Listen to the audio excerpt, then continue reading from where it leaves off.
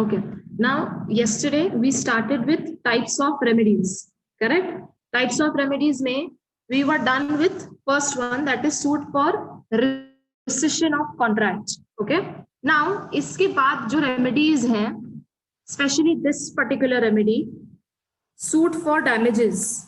Okay. Now, in this second point, अगर आप if you flip the page, directly come to the diagram, damages वाला. If you see, there are some 6 types of damages. Now this, ये जब हम damages पढ़ेंगे, here is the calculation part. ठीक है? तो यहाँ पर आपको practical questions आ सकते हैं. लिख लो यहाँ पर practical questions. They will ask you to calculate damages. ठीक है? So अब if you see, damages में नाम पढ़ लो एक बार. Ordinary, special, vindictive, nominal, for deterioration caused by delay, and prefixed damages. Okay. Now यहाँ पर इन सब damages में the first 2 damages, that is ordinary and special, they both are important from calculation point of view. जो बाकी damages हैं, even they are important, but they can come for theory questions, है ना? तो ये जो 2 damages हैं, यहाँ पर आपका calculation part आता है. ठीक है? Now before we even start reading the content की damages को, what is the meaning of actually ordinary, again we'll take an example and we'll understand it with that. ठीक है? तो आप सिर्फ first आप यहाँ पर ध्यान देना and then you can start writing. Okay? अब जो 2 damages हैं, the 2 damages, ordinary and special. Okay, these 2 damages we are going to study simultaneously. Okay, ordinary damages are those damages which occur in the normal course of business. Okay, in the normal course of business. मैं आपको ये पूरा definition बाद में लिखाने वाली हूँ. For now just here. ठीक है? Now let me take an example. The seller और एक buyer है. ठीक है? सिंपल सा एग्जाम्पल मैं ले रही हूँ. Now these are the names of the parties. यहाँ पर हम कैलकुलेशन करने वाले हैं and also we are going to write one case study today, जो आपके पीछे क्वेश्चंस दिए हैं उसमें. ठीक है? So I will say the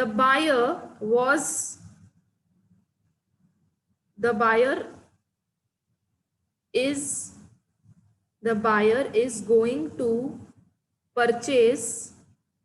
अभी कुछ मत लिखना. ठीक है? The buyer is going to purchase an article from the seller on 1st of March 21 at ₹1000. ठीक है? ये इनके बीच में अग्रीमेंट बना है. तो यहाँ पर डेट ऑफ एग्जीक्यूशन का क्या डेट है? 1st of March 21. और यहाँ पर वो आर्टिकल कितने में परचेस करने वाला है? at ₹1000. ठीक है? चलो ये तो इन दोनों में फिक्स्ड है. Now later what happens, I will right. मैं सारे फैक्ट्स आपको लिख के बता रही हूँ. ठीक है? Let's say on 1st of March 21 seller refuses to sell the article. ठीक है? कब उसने रिफ्यूज कर लिया? On 1st of March only. ठीक है? तो अगर मैं क्विकली अगर देखा जाए, इसमें ब्रीच तो हुआ है. ब्रीच किसने किया है? Again if I make few analysis, I will write down. Breach has been made by the seller.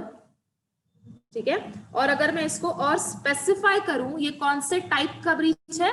This is an actual breach. Correct? Actual breach क्या होता है? जिस दिन on the due date of performance the party who breaches, वो breach को हम किस में क्लासिफाई करेंगे?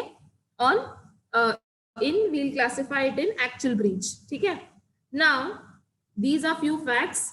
एक और चीज है. Now I am writing. अब सेलर ने मना कर दिया, करेक्ट, कि मैं article I am not going to sell it to you. अच्छा, अब बायर मार्केट से जाके परचेस करेगा. So I will say he will purchase it from another seller. ठीक है? तो वो भी मैं आपको डिटेल्स यहाँ पर दे रही हूँ. तो अब इसने तो रिफ्यूज कर लिया सेलर ने, so what happens next, the buyer purchases the article from the market, और जब वो परचेस करने निकला तब वो आर्टिकल का प्राइस 1000 से हो गया है 1200 एट ₹1200। ठीक है, अच्छा अगर वही सेलर कॉन्ट्रैक्ट को एग्जीक्यूट करता तो बायर को कितने पैसे देने पड़ते, 1000 rupees, correct. But seller refused to sell the article on the due date of performance. तो अब बायर ऐसे ही तो नहीं बैठा रहेगा, he will purchase it from another seller from the market. ठीक है, तो जब वो मार्केट में एक्चुअली खरीदने जाता है तब तक वो आर्टिकल का प्राइस बढ़ के 200 एक्स्ट्रा होके 1200 हो जाता है। ठीक है, so this is one more factual information which is given to you. Now see, यहां पर ब्रीच तो हुआ है, ठीक है, ब्रीच हैज बीन मेड, तो buyer obviously can sue the seller. ठीक है, ये तो हमने हर चीज में पढ़ा है। आप जब फर्स्ट रेमेडी देखते हो, ठीक है, फर्स्ट रेमेडी देखते हो, फर्स्ट रेमेडी का नाम क्या है, what is the name of the first remedy, sue for rescission, correct. Cancel को, कॉन्ट्रैक्ट को कैंसिल कर दो and sue him for damages. अच्छा, एक चीज before we actually calculate the ordinary damages, जो आपको रेमेडीज दी है ना, रेमेडीज कल हमने देखी कुछ 4 to 5 रेमेडीज थी। ये रेमेडीज में एंड वर्ड है, एंड मतलब क्या, ऐसा नहीं है कि अगर आपने फर्स्ट रेमेडी ले ली तो आप सेकेंड रेमेडी नहीं ले सकते हो, गेटिंग मी, या अगर आपने सेकेंड ले ली तो आप थर्ड नहीं ले सकते हो। You can get the access of number of remedies together, getting me, it's not like if you take the assistance of the first remedy that means the other 4 remedies are not exercisable, है ना। अगर मैं कहती हूं you can sue the person, you can sue the defaulting party plus claim damages, तो यहाँ पर मैंने क्या डाल दिया, प्लस डाल दिया ना, मैंने आपको ऑप्शन तो नहीं दिया या तो उसको स्यू करो या तो आप डैमेजेस क्लेम करो, ऐसा है क्या, नहीं ऐसा नहीं है।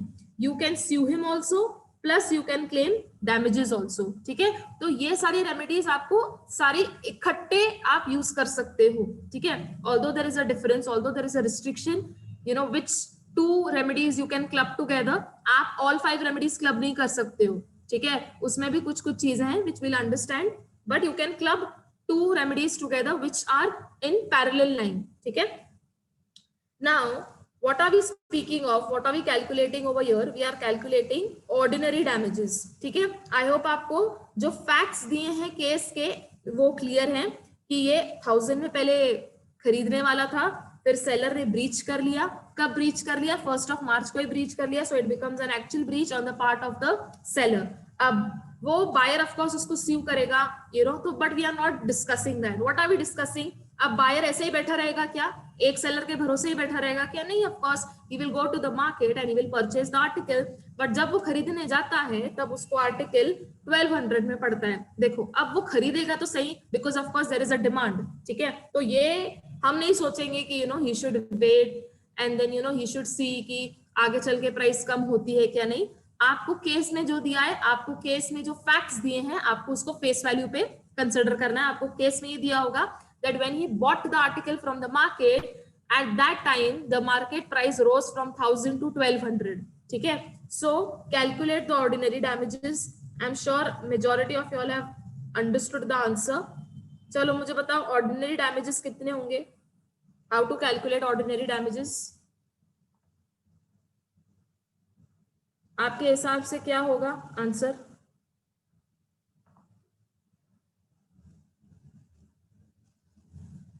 Yes, everybody. Is there only one person who's attending the lecture?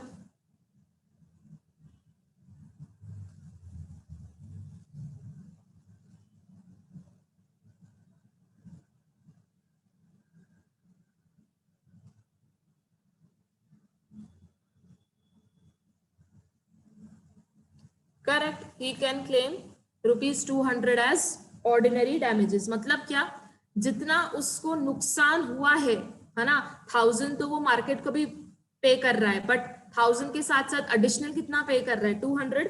So what is the ordinary damages? Is rupees 200. ठीक है, which he is paying extra in the market. Had the seller not, breached, he would have just paid 1,000. But now the seller has breached and now he has to pay extra in the market. He can claim damages of rupees 200 from the seller as ordinary damages. Okay. One more thing. Ordinary damages जो है, ordinary damages recover करने के लिए कोई conditions नहीं है. ठीक है, तो मैं यहां पर लिख लेती हूं. To recover ordinary damages there is no precondition to be fulfilled. मतलब क्या, अगर मैं इसको इन शॉर्ट में अगर आपको इसका मतलब बताऊं, ऑर्डिनरी डैमेजेस जो है ना वो हमेशा रिकवरेबल होते हैं. हमेशा उसकी रिकवरी करने के लिए कोई कंडीशंस को सेटिस्फाई नहीं करना पड़ता है. तो कहीं ना कहीं you should get a hint कि इसका ये मतलब होता है कि जो बाकी के डैमेजेस हैं, जैसे स्पेशल डैमेजेस हैं, उसके लिए कोई कंडीशन होगी. करेक्ट. तो अगर मैं आपको इसके लिए स्पेसिफाई कर रही हूं कि ऑर्डिनरी डैमेजेस को रिकवर करने के लिए कोई कंडीशन को सेटिस्फाई करना नहीं पड़ता है या कोई कंडीशंस को फुलफिल करना नहीं पड़ता है, मतलब ही क्या कि जो स्पेशल कंडीशन है, जो स्पेशल डैमेजेस हैं, उसको रिकवर करने के लिए there are few conditions which have to be fulfilled. Clear है? Now write this down in your notebook. Give the heading ordinary damages.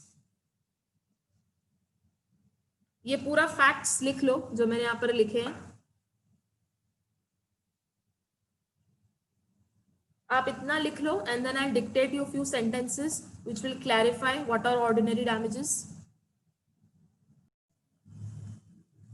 To recover ordinary damages, this is point number 1. Once you are done writing this 200 rupees, उसके बाद लिखो point number 1.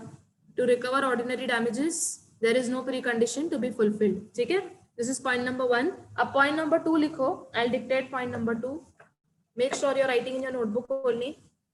जितना लिखोगे उतना ज्यादा समझ आएगा.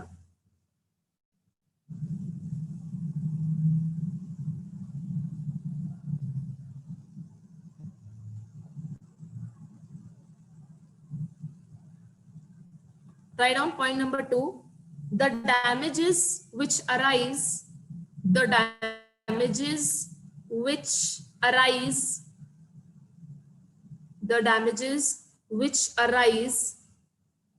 in the normal oblique natural, which arise in the normal oblique natural course of business.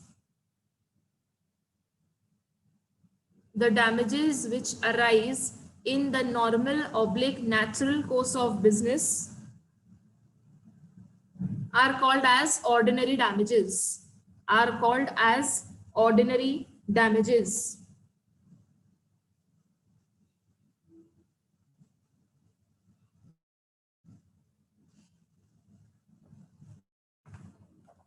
Are called as ordinary damages.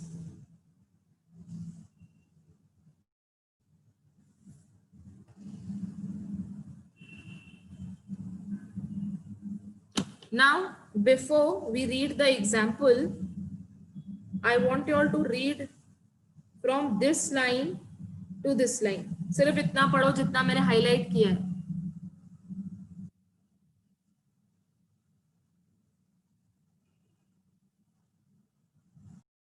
Now, after reading this paragraph, I want you all to read the example over here.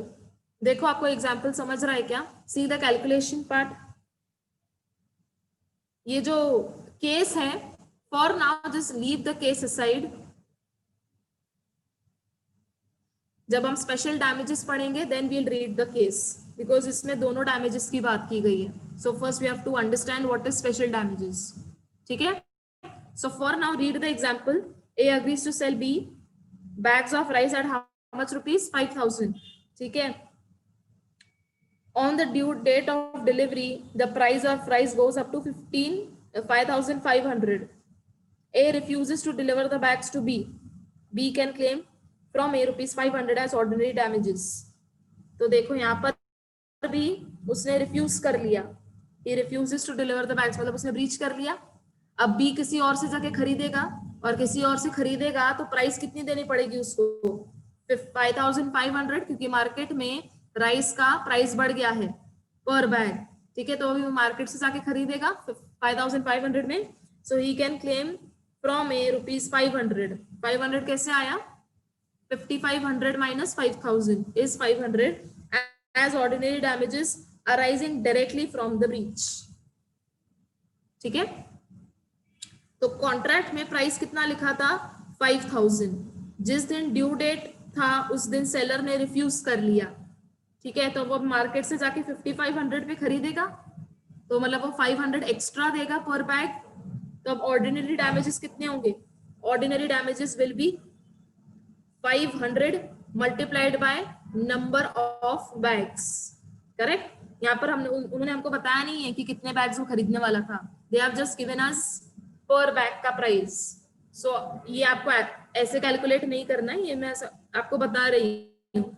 Exam में आपको number of bags भी दिए जाएंगे, ठीक है। So don't worry कि ऐसा लिखना है क्या formula, you just have to understand the context कि ordinary damages will be 500 multiplied by number of bags. यहाँ पर हमको बैग्स का नंबर नहीं बताया, they have just given per bag, ठीक है।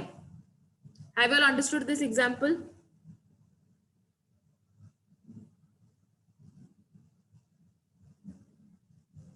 This particular unit deals with calculation part. तो मैं जितना जितना आपको रीड करवा रही हूँ या अंडरलाइन करवा रही हूँ, आपको उतना ही करना है, ठीक है। Okay, now come to the question part. Let us write one question relating to this.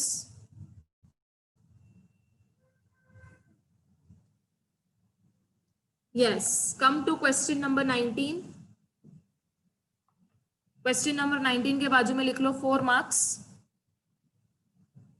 Write down 4 marks and read the question. ठीक है। So question number 19 का आंसर क्या है, जितने से प्राइस इंक्रीज हुआ है into multiplied by number of bags which gives you the answer of 1 lakh rupees, ठीक है।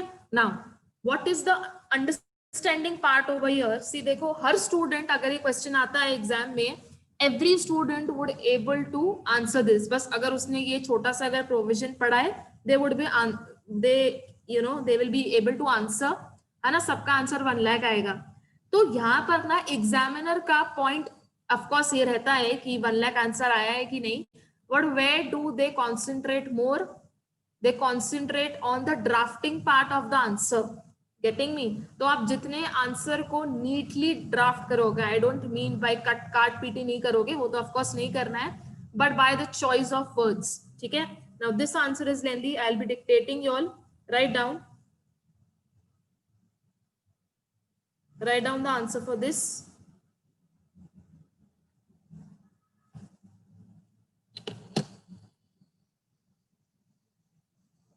Write down point number 1.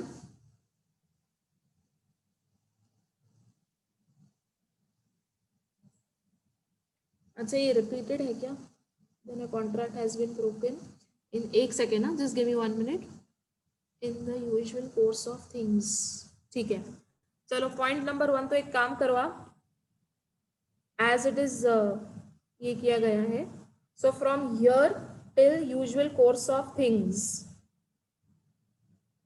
usual course of things, okay, till here this is point number 1. इसको as it is copy कर लो, as it is, and copy this down। ऐसे वहां पर लिखना मत कि page number so and so till so and so।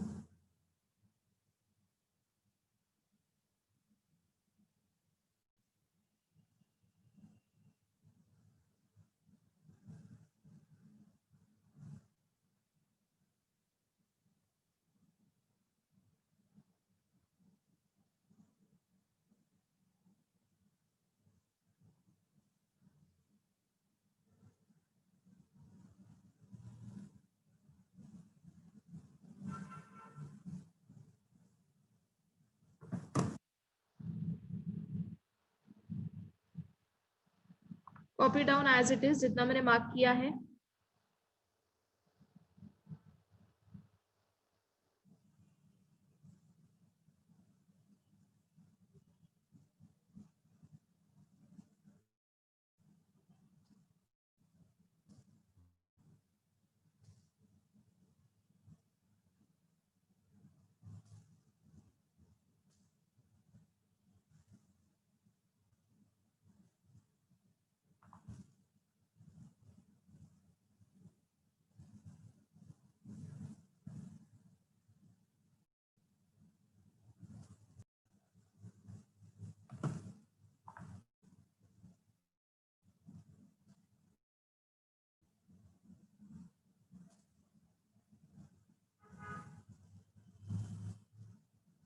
Okay, write on point number 2.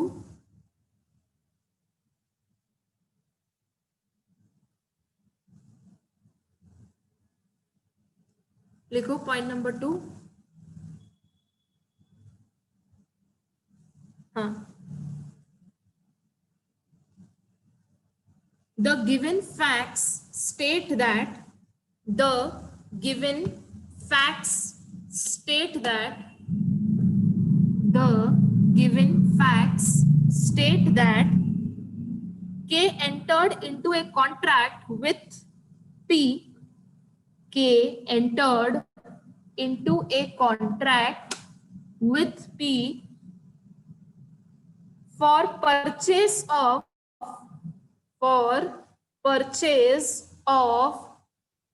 thousand bags of rice, for purchase of 1,000 bags of rice, for purchase of 1,000 bags of rice at the rate of rupees, at the rate of rupees 1,000 per bag, at the rate of 1,000 per bag. ठीक है, I'll repeat the first sentence again. Given facts state that K entered into a contract with P for purchase of 1,000 bags of rice at the rate of 1,000 per bag. ठीक है, full stop. Full stop के बाद लिखो P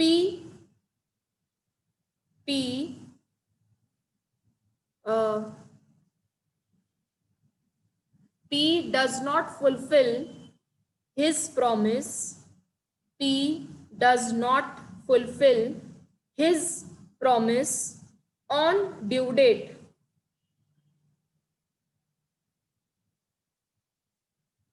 P does not fulfill his promise on due date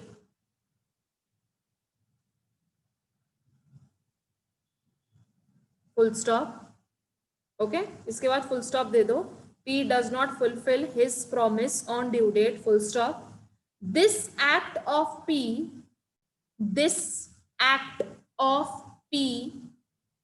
resulted into a loss. This act of P resulted into a loss of rupees 1 lakh. This act of P resulted into a loss of rupees 1 lakh to K.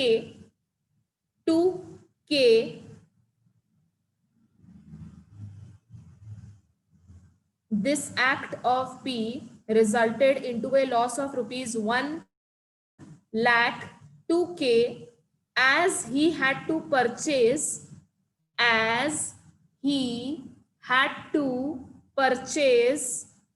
these bags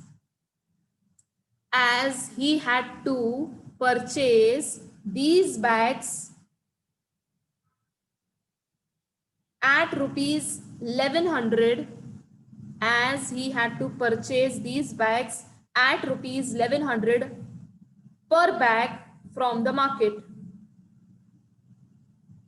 As he had to purchase these bags of rupees 1100 per bag from the market to deliver it to further customers. To deliver it to further customers. To deliver it to further customers.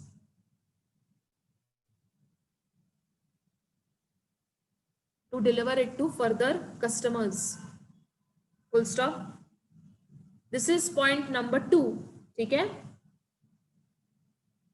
The act of P resulted into a loss of rupees 1 lakh to K as he had to purchase these bags of rupees 1100 per bag from the market to deliver it to further customers. This is point number 2. Now write down last point, point number 3.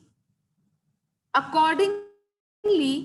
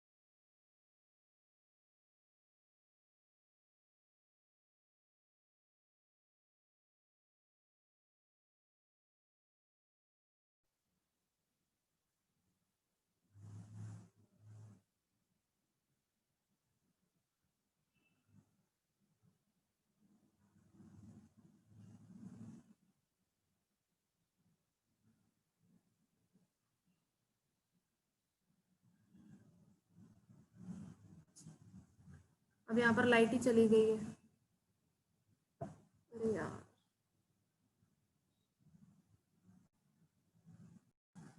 Okay, so we were writing the third point, correct? Third point कहाँ तक लिखा है आपने? I'll repeat. Accordingly, हाँ बस यही लिखा था ना, accordingly, कॉमा आगे लिखो, as per the provisions in the given situation, as per the provisions in the given situation, accordingly, as per the provisions in the given situation, K is entitled to receive, K is entitled to receive from Mr. P, rupees 1 lakh as ordinary damages. Rupees 1 lakh as ordinary damages.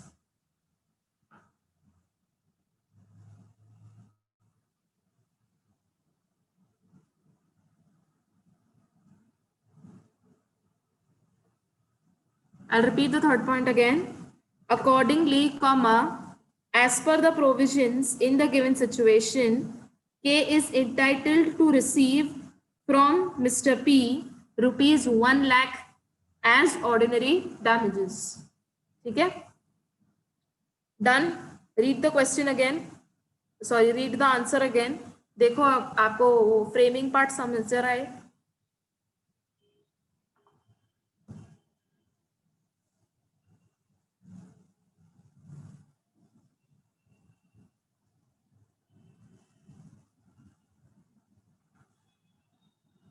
Should I begin with special damages? Quickly we'll just go through, एक overview ले लेते हैं.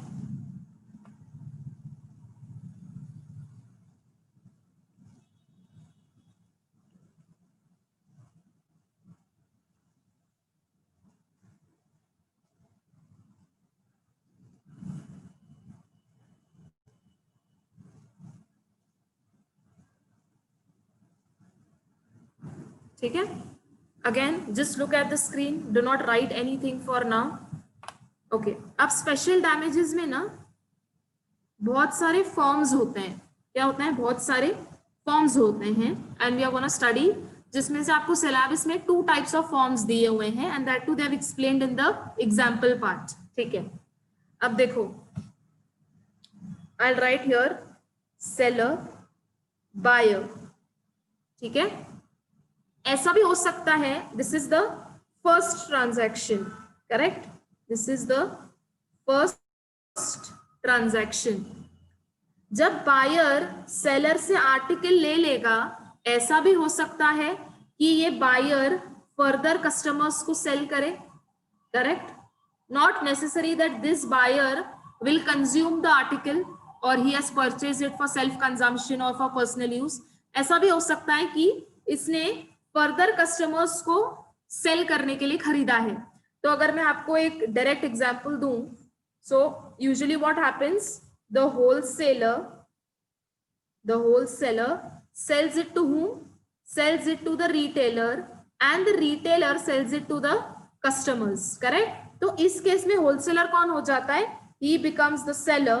Retailer कौन हो जाता है? He becomes the buyer. इन दोनों के बीच में जो ट्रांजैक्शन है उसको मैं कहती हूँ transaction number 1.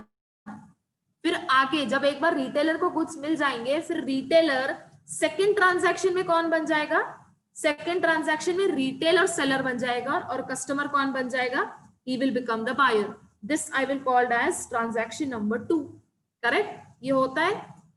This is first transaction जहां पर ये सेलर है, ये बायर है. सेकंड ट्रांजैक्शन में ये सेलर बन जाता है and the customer becomes the buyer. Correct? Okay. अब let us consider, यही वाला एग्जाम्पल कंटिन्यू कर रहे हैं. ठीक है? अब होलसेलर रिटेलर को एक आर्टिकल सेल करने वाला है जिसकी प्राइस है रुपीज 2000. ठीक है? कितनी है प्राइस? रुपीज 2000. ओके. अब अगर ये रिटेलर को सेल नहीं करता है, रिटेलर क्या करेगा? इसको स्यू करेगा, ऑब्वियस सी बात है, और वो किसी और दूसरे होलसेलर के पास जाएगा और वो प्रोडक्ट खरीदेगा, और जब वो दूसरे होलसेलर के पास जाता है तब तक वो वैल्यू 2000 की रुपीज 2500 हो जाता है, करेक्ट। तो again my question to you is, can he recover rupees 500 from the wholesaler as ordinary damages? Yes और नो, क्विकली टेल मी। और इसके लिए क्या उसको कोई कंडीशन सेटिस्फाई करने की जरूरत है?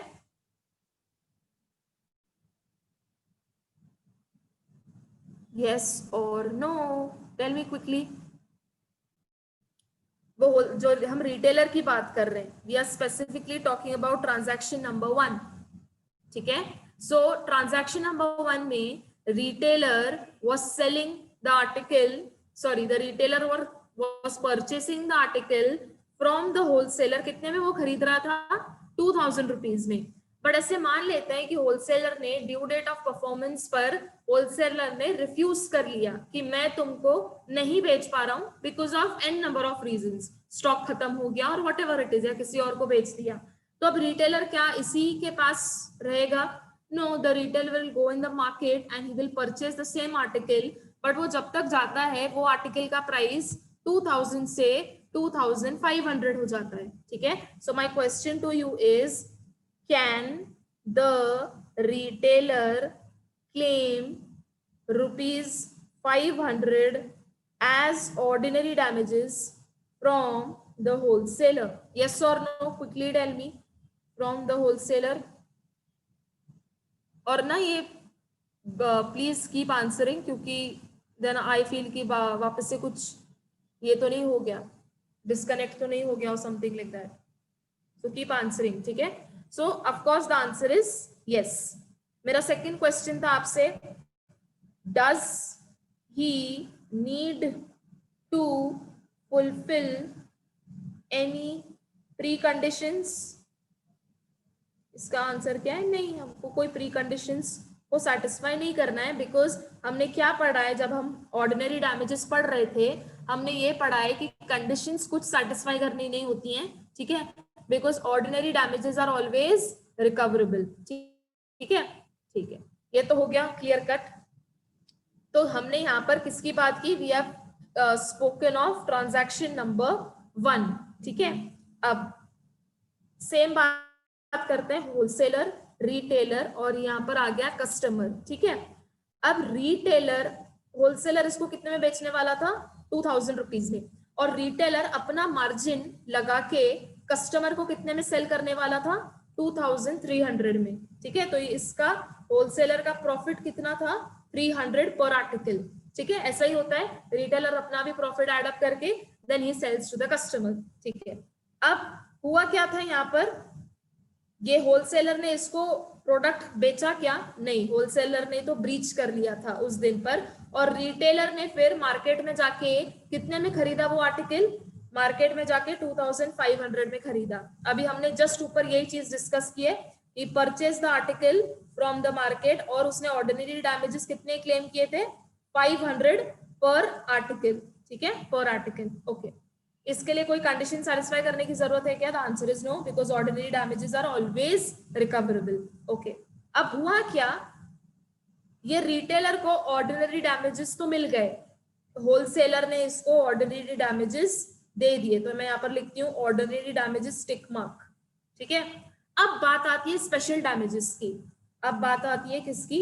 स्पेशल डैमेजेस की। अब मैंने आपको कहा स्पेशल डैमेजेस के भी बहुत सारे फॉर्म्स होते हैं। यहाँ पर रिटेलर कितने में बेचने वाला था कस्टमर को? 300 रुपीज एड अप करके 2300 में सेल करने वाला था। तो अब ये रिटेलर ना होलसेलर को कहता है कि मेरा तो यहाँ पर 300 का भी नुकसान हो गया, करेक्ट, क्योंकि अगर तू मेरे को प्रॉपर टाइम पे सेल करता तो मैं अपने फर्दर कस्टमर्स को सेल कर पाता, दैट टू एडिंग रुपीज 300 पर आर्टिकल। तो अब तो तू मुझे ऑर्डिनरी डैमेजेस 500 रुपीज तो दे ही दे, वो तो तुझे देने ही हैं, उसके साथ साथ तू मुझे 300 रुपीज भी दे पर आर्टिकल, क्योंकि मेरा 300 रुपीज का नुकसान हो गया।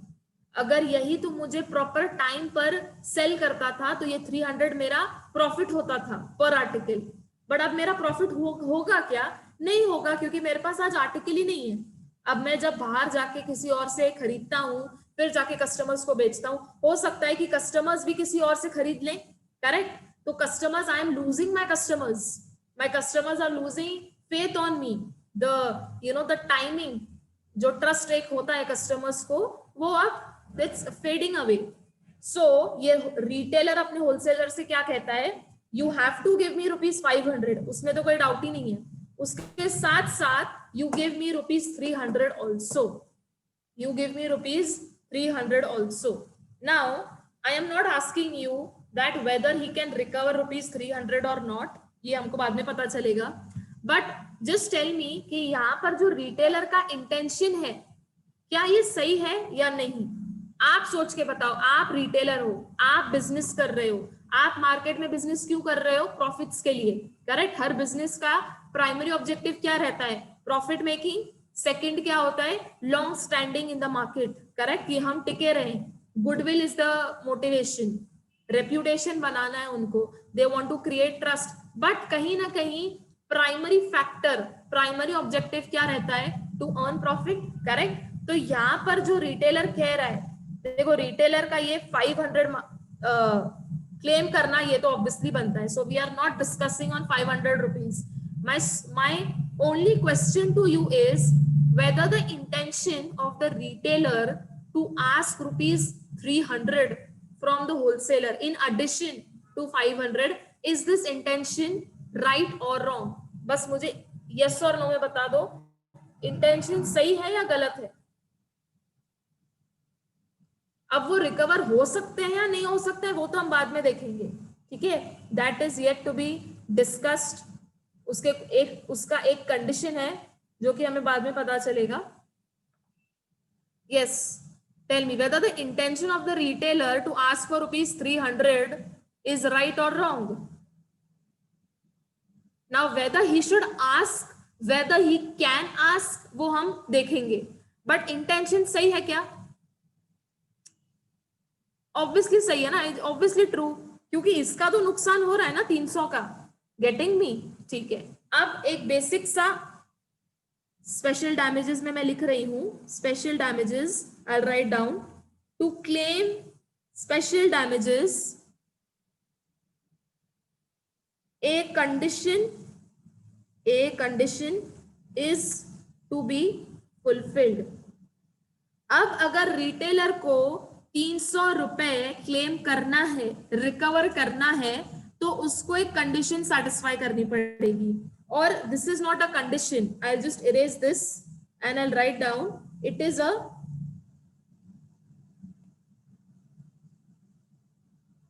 Is a precondition. This is important. For now कुछ मत लिखो, I will give you time to write. It is what? It is a precondition, ठीक है? अब देखो कंडीशन है क्या।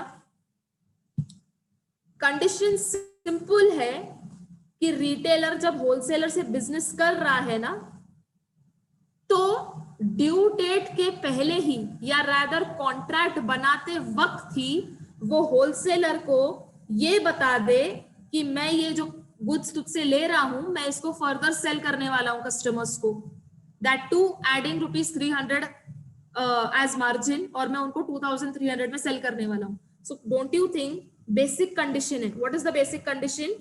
To inform oblique to communicate to the wholesaler right in the beginning that the goods which I am purchasing it from you, I am going to further sell it. तो अगर उसने wholesaler को पहले से ही बता दिया है, then he can recover this 300 as well. Getting me? But आपको क्वेश्चन में ये दिया होगा that he did not inform the seller that he is going to further sell it to the customers. तो अब क्या 300 रुपीज रिकवरेबल है? The answer is no. अगर उसने कॉन्ट्रैक्ट बनाते वक्त ही उससे बता दिया कि मैं इसको फर्दर सेल करने वाला हूं by adding rupees this much, या अगर इतना भी नहीं बताता है ना कि मैं 300 ऐड करने वाला हूं, बस इतना बता देता है कि मैं इसको फर्दर रीसेल करने वाला हूं, तो भी चलेगा। Still then the condition will be considered to be satisfied. तो स्पेशल डैमेजेस को क्लेम करने के लिए what is the precondition? To inform oblique to communicate, to give the knowledge that you are going to further reselling. मैं ये भी लिख देती हूँ, oblique to provide sufficient knowledge, to provide sufficient knowledge regarding the aspects of reselling। तो अगर retailer ने wholesaler को बताया है कि मैं इसको फर्दर सेल करने वाला हूं कस्टमर्स को, तो आपने कंडीशन को सेटिस्फाई की है, तो आप स्पेशल डैमेजेस भी क्लेम कर सकते हो। बट अगर नहीं बताया है तो आप सिर्फ ऑर्डिनरी डैमेजेस ही क्लेम कर पाओगे, स्पेशल डैमेजेस क्लेम नहीं कर पाओगे। Is this clear? Give a heading in your notebook, write down special damages, और यहां से आप कॉपी कर लो। राइट डाउन दिस एग्जाम्पल, ये होलसेलर रिटेलर वाला, राइट डाउन दिस 300 और फिर ये इतना लिख लो, special damages, to claim special damages a pre condition is to be fulfilled. और वो प्री कंडीशन क्या है? ये प्री कंडीशन को मैंने यहाँ पर एक्सप्लेन किया है, टू इन्फॉर्म, कम्युनिकेट और टू प्रोवाइड सफिशिएंट नॉलेज। मैं recording, you can make a summary. Ordinary damages लिखो यहाँ पर, ऑलवेज रिकवरेबल, ब्रैकेट्स में लिखो नो कंडीशंस, ठीक है। Then write down special damages, recoverable, comma, provided precondition has been satisfied, precondition has been satisfied, provided precondition has been satisfied, ठीक है। ये लिख लो कहीं पर मार्जिन में, आपको इजी पड़ेगा to quickly revise. Ordinary damages तो हमेशा ही रिकवरेबल होते हैं, स्पेशल डैमेजेस कब रिकवरेबल होंगे? जब प्री कंडीशन को आपने सेटिस्फाई किया है। And what is that precondition? To provide sufficient knowledge regarding the aspects of reselling. यहां पर ऐसे भी लिख सकते हो, oblique further contract, oblique further contract to provide sufficient knowledge regarding the aspects of reselling, oblique further contract। अगर आप सिर्फ इतना भी बता देते हो कि मेरा फर्दर कॉन्ट्रैक्ट है, मैं किसी और को बेचने वाला हूं, तो भी चलेगा।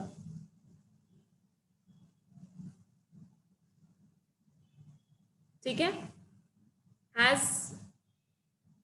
Is there any doubt in this? आज का लेक्चर सबको समझा है? किसी को कोई डाउट है? So today we have seen the practical question of ordinary damages और special damages कब recoverable हो सकते हैं, हमने वो condition पढ़ी है। ठीक है, कल हम special damages का केस देखने वाले हैं, and then we'll read the content। ठीक है, जितना आज हमने किया है नोट्स में से उतना रिवाइज करो। ठीक है, so that you don't get confused because there are more 5 to 6 damages ahead। वो खैर although they are very easy, calculation part सिर्फ इसमें ही है, दोज आर मोर थियोरेटिकल। ठीक है,